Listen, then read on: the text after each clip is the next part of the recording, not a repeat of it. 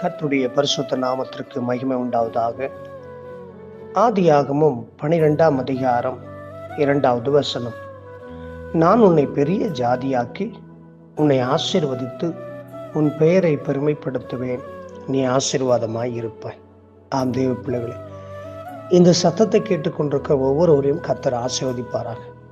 ஆபிரகாமை ஆசீர்வதித்தார்.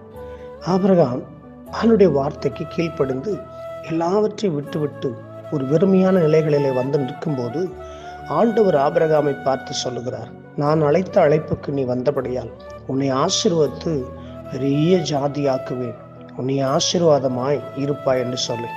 ஆம் தெய்வ பிள்ளைகளே, இந்த நாட்களிலே இந்த சத்தத்தை கேட்டுக்கொண்டிருக்கிற ஒவ்வொருவரும் ஒருவேளை எல்லாவற்றையும் இழந்த சூழ்நிலைகளில், வெறுமையான சூழ்நிலைகளில், ஒன்றுமில்லாத சூழ்நிலைகளில் ஆசீர்வாதத்திற்காக ஏங்கி தவித்து கொண்டிருக்கிறீர்களோ, எனக்கு ஒரு ஆசீர்வாதமும் இல்லை என்று சொல்லி புலம்பிக் கொண்டு பல பிரயாசப்பட்டு கொண்டிருக்கிறீர்களோ, ஆபிரகாமை ஆசீர்வதித்த தேவன் இன்றைக்கு உங்களையும் என்னையும் ஆசீர்வதிப்பாராக. ஆண்டவர் சொன்னார், ஆபிரகாமை உன்னை ஆசீர்வதிப்பேன், நீ ஆசீர்வாதமாய் இருப்பாய் என்று சொல்லி.